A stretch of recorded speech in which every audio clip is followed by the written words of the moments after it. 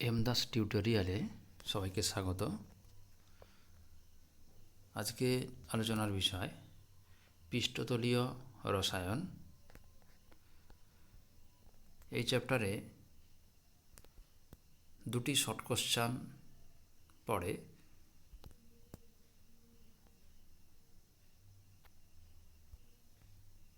মোট 4 নম্বরের কোশ্চেন পড়ে এই চ্যাপ্টার থেকে।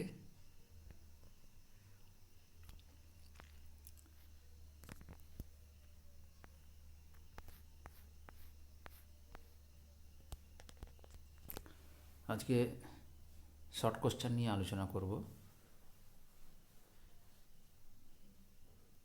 এবছর মাধ্যমিক পরীক্ষার জন্য কিছু গুরুত্বপূর্ণ প্রশ্ন এবং উত্তর, শর্ট কোশ্চেন এবং তার উত্তর নিয়ে আলোচনা করব আজকে।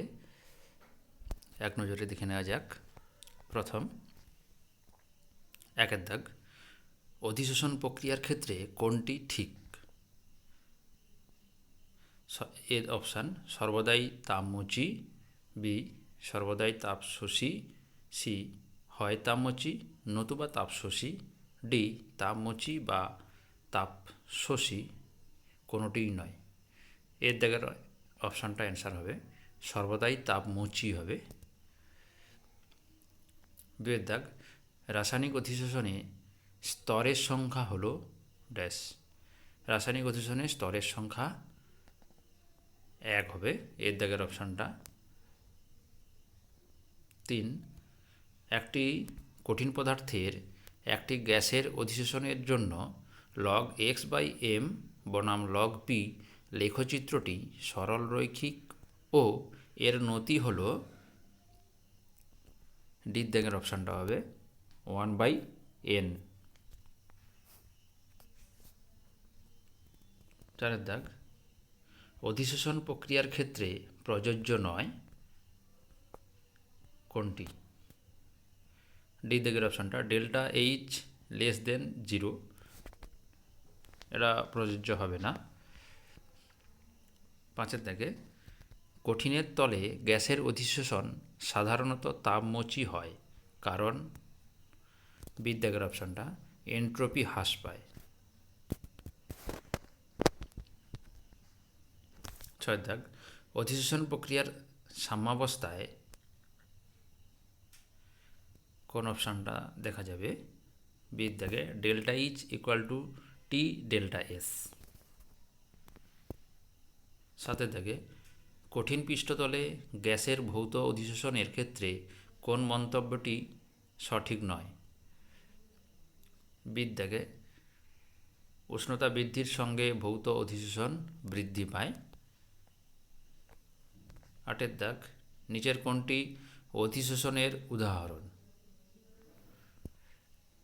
বি দাগের অপশান ক্যালসিয়াম ক্লোরাইডের উপর জল। ক্যালসিয়াম ক্লোরাইডে জল দিলে এটা একটা অধিশোষণ প্রক্রিয়া হবে।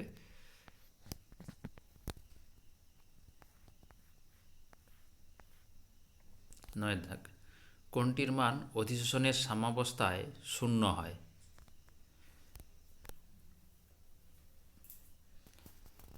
সি ডেল্টা জি। ডেল্টা জির মান 0 হবে সাম্যাবস্থায়। 10, কোনো গ্যাসের ভৌত অধিশোষণ বৃদ্ধি পায় কোন কন্ডিশনে? বি থেকে উষ্ণতা হ্রাস পেলে। উষ্ণতা হ্রাস পেলে ভৌত অধিশোষণ বৃদ্ধি পায়। 11, পরাবর্ত অধিশোষণ হল, বি দাগের অপশান ভৌত অধিশোষণ। পরাবর্ত অধিশোষণ হলো ভৌত অধিশোষণ। 12, অশোধিত হলুদাভ বাদামি বর্ণের চিনিকে বর্ণহীন করতে নিচের কোন প্রক্রিয়াটি প্রযোজ্য? বি দাগের অপশান অধিশোষণ। অধিশোষণ করলে হলুদাভ রঙটা সাদা রঙে বা বর্ণহীনে পরিণত হয়। 13, ভৌত অধিশোষণ প্রক্রিয়া বি দাগে উভমুখী হয়। 14, ভৌত অধিশোষণের মাত্রা সঠিক হয় উচ্চ তাপমাত্রায় এবং উচ্চ চাপে। এ এবং সি এই দুটো কন্ডিশানই ঠিক, অর্থাৎ দ্বির দাগের অপশানটা হবে। দ্বির দাগের অপশানে এ এবং সি উভয়ই দেওয়া আছে। 15 নিচের কোনটি শোষণের ঘটনা? বির দাগে জলের সংস্পর্শে অ্যামোনিয়া, জলের সংস্পর্শে অ্যামোনিয়া আসলে শোষিত হয়ে যায়। 16 সক্রিয় চারকোলে সবচেয়ে কম অধিশোষিত হবে কোন গ্যাসটি? সির দাগে হাইড্রোজেন H2।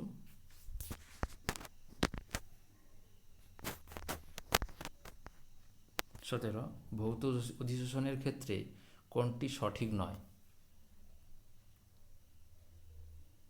ডির দাগের অপশান অত্যন্ত সুনির্দিষ্ট।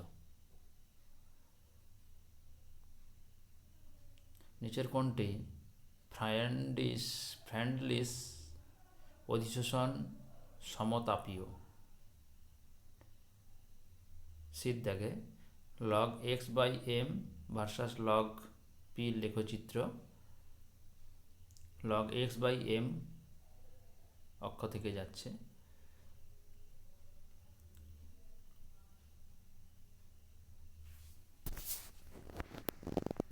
19 নিম্নলিখিত কোনটি রাসায়নিক অধিশোষণের বৈশিষ্ট্য নয়? বি অ্যাডজর্বেট আণবিক স্তর গঠন করে। অ্যাডজর্বেট আণবিক স্তর গঠন করলে সেটি অধিশোষণের বৈশিষ্ট্য হয় না। 20 যে পদ্ধতিতে ফটকিরি ঘোলাটে জলের পরিশোধন করে তা হল? সির দাগে তঞ্চন। তঞ্চনের দ্বারা ফটকিরি ঘোলাটে জলকে পরিশোধন করে। এটি জল শোধনের একটা পর্যায়ে এই ধাপটা করে নেওয়া হয়। 21 AS2S3 অর্থাৎ আর্সেনিয়াস সালফাইড সলের তঞ্চনে সর্বাপেক্ষা কার্যকরী নিম্নলিখিত কোনটি? আর্সেনিয়াস সালফাইড হচ্ছে ঋণাত্মক সল, তাহলে এর তঞ্চনের জন্য ধনাত্মক কোনো আয়ন দরকার হবে। তাহলে এখানে সির দাগে Al3+ আছে, Al3+ এর চার্জ হচ্ছে বেশি, এই জন্য Al3+ এখানে বেশি কার্যকরী হবে। 22 Sb2S3 দ্রবণের তঞ্চনে সর্বাধিক কার্যকরী তড়িৎ বিশ্লেষ্য হল? এখানে সির দাগের অপশান Al2SO4 অর্থাৎ অ্যালুমিনিয়াম সালফেট। 23 AgI/I- সলের তঞ্চন ঘটাতে নিম্নলিখিতগুলির মধ্যে কোনটি সর্বাপেক্ষা বেশি কার্যকরী? ডির দাগের অপশান Al2SO4 অ্যালুমিনিয়াম সালফেট বেশি কার্যকরী হবে। 24 নিচের কোন প্রক্রিয়ায় নদীর মোহনায় বদ্বীপ গঠিত হয়? সির দাগে তঞ্চন। তঞ্চনের ফলে নদীর যে কলয়েড কণাগুলো সেগুলো এসে মোহনায় তঞ্চিত হয়, তঞ্চিত হয়ে এবং বছর বছর কলয়েড কণাগুলো মোহনায় এসে তঞ্চিত হতে হতে বদ্বীপ গঠন হয়। 25 নিচের কোনটিতে টিন্ডাল প্রভাব স্পষ্ট নয়? এ দ্রাবক আকর্ষী কলয়েডের ক্ষেত্রে, দ্রাবক আকর্ষী কলয়েডের ক্ষেত্রে টিন্ডাল প্রভাবটা স্পষ্ট হয় না। 26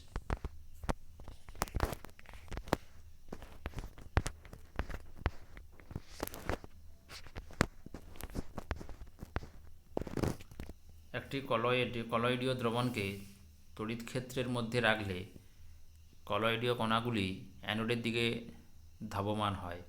এই দ্রবণের তঞ্চন প্রক্রিয়ায় NaCl, BaCl2 এবং AlCl3 এর তঞ্চন ক্ষমতার সঠিক ক্রম কোনটি? তাহলে এক্ষেত্রে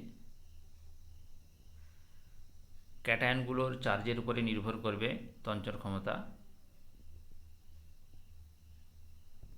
AlCl3তে অ্যালুমিনিয়ামের চার্জ 3 একক, তারপর বেরিয়াম ক্লোরাইডে 2 একক, NaCl এ 1 একক চার্জ। এই জন্য বির দাগের অপশান AlCl3 BaCl2 NaCl এটি হবে।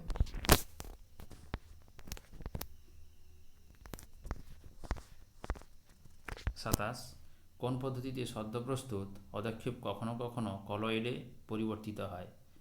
ডিদ্যাক অপলয়ন। 28 নিম্নলিখিত কোনটি ফেরিক হাইড্রোক্সাইড সলের তঞ্চনে সবচেয়ে বেশি কার্যকরী? ফেরিক হাইড্রোক্সাইড সলের তঞ্চনে বেশি কার্যকরী হবে সিদ্ধাগে Na3PO4 মানে সোডিয়াম ফসফেট।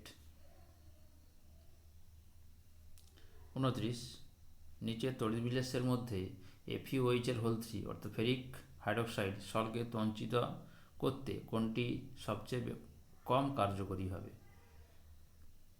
সিদ্ধাগে KBr।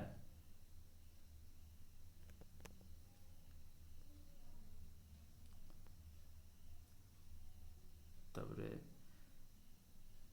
30 গোল্ড সলের তঞ্চনে সর্বাপেক্ষা উপযোগী হলো সিদ্ধাগে ম্যাগনেসিয়াম ক্লোরাইড। 31 হিমোগ্লোবিন রক্ত সলের তঞ্চনের জন্য কোনটি সবচেয়ে কার্যকরী? D Ca3PO4 calcium phosphate. 32 রক্ততঞ্চনে ফটকিরির কোন আয়ন অধিক কার্যকরী হয়? বিদ্যাকে Al3+ হবে, এর চার্জ বেশি।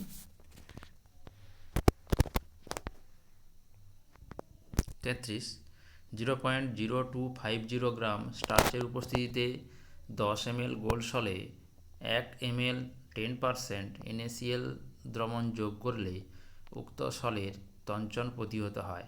স্টার্চের স্বর্ণ সংখ্যা কত? স্বর্ণ সংখ্যা এখানে 25 হবে।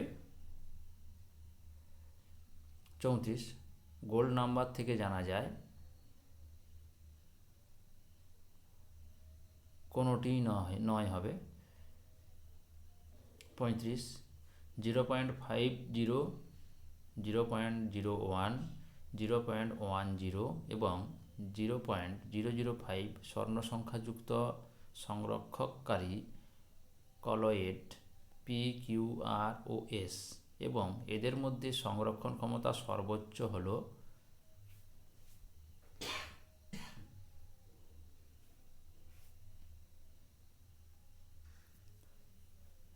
এস অর্থাৎ যার স্বর্ণ সংখ্যা কম 0.005, এটা সংরক্ষণ ক্ষমতা সর্বোচ্চ হবে। 36 K+, Fe3+ এবং Ba2+ আয়নযুক্ত তড়িৎবিন্যাসগুলির আর্সেনিক সালফাইড সলের তঞ্চনে কার্যকারিতার ক্রম হল। তাহলে আর্সেনিক সালফাইড ঋণাত্মক সল, এর জন্য ক্যাটায়নগুলো দায়ী হবে। ক্যাটায়নের চার্জ বেশি হলে সেটা বেশি কার্যকরী হবে। বিদ্যাগের অপশান K+ এর কার্যকারিতা কম হবে, তারপরে Ba2+ এর চার্জ বা আধান বেশি, তারপরে তার থেকে আরও বেশি হবে Fe3+, চার্জ আরও বেশি। 37 পরীক্ষাগারে কোন স্থান থেকে রক্তপাত বন্ধ করার জন্য ফেরিক ক্লোরাইডের দ্রবণ ব্যবহার করা হয়? কারণ Fe3+ আয়ন রক্তের ঋণাত্মক আধানগ্রস্ত কণাগুলিকে তঞ্চিত করে।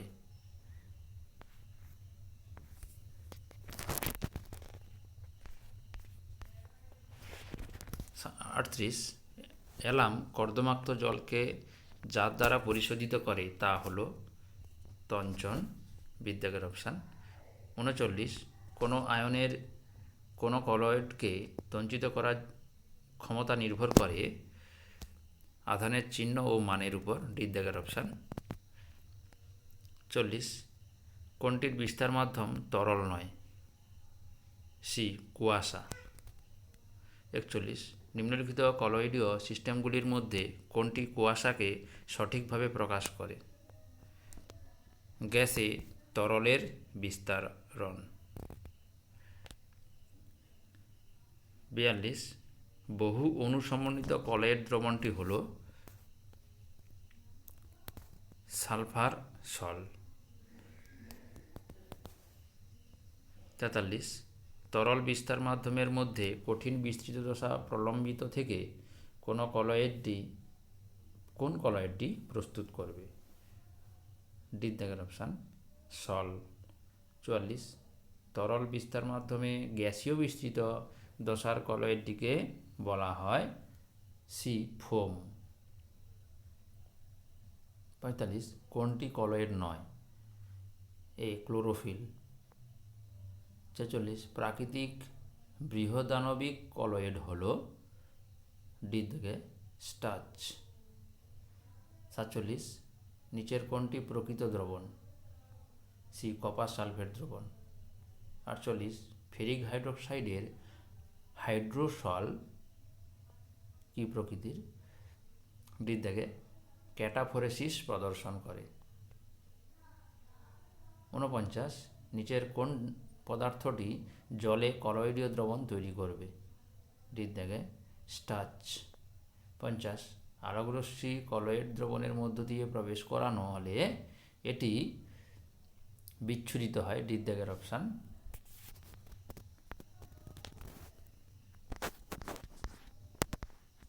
51 AS2S3 সলটি হলো বিদ্যাগায় ঋণাত্মক কলয়েড।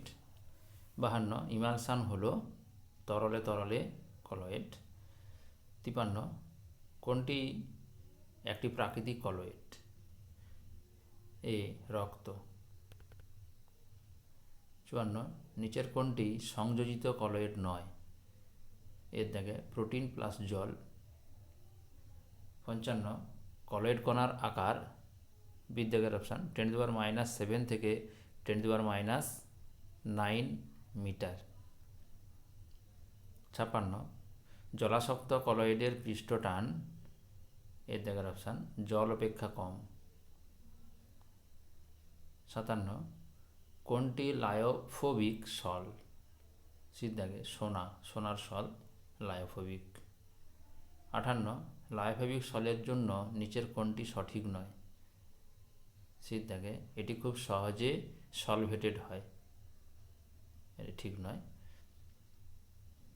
59 দ্রাবক বিকর্ষী কলয়েডের ক্ষেত্রে কলয়েড কণার আধানের বিপরীত আধান বিশিষ্ট নিম্নলিখিত কোন আয়নটি দ্রুত তঞ্চন ক্রিয়া ঘটাতে সক্ষম? সির দাগে Al3+। 60 নিম্নলিখিত কোনটি সমসত্ব সিস্টেম? এর দাগে চিনির জলীয় দ্রবণ।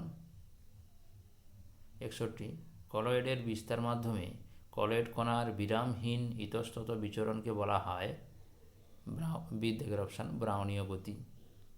62 রং হলো এক প্রকার সল, এর দাগের অপশান সল। 63 কলয়েডকে বিশুদ্ধ করার জন্য ব্যবহৃত হয় সি ডায়ালিসিস। আজকে এই এতগুলো প্রশ্ন আলোচনা হলো। যারা ভালো হয়েছে বলে মনে করছো বা যারা উপকৃত হলে এই চ্যানেলটি সাবস্ক্রাইব করে নেবে অথবা একটা লাইক দিবে। আরও কোনো অসুবিধা থাকলে কমেন্ট বক্সে কমেন্ট করে জানাতে পারো। এখানেই শেষ করলাম।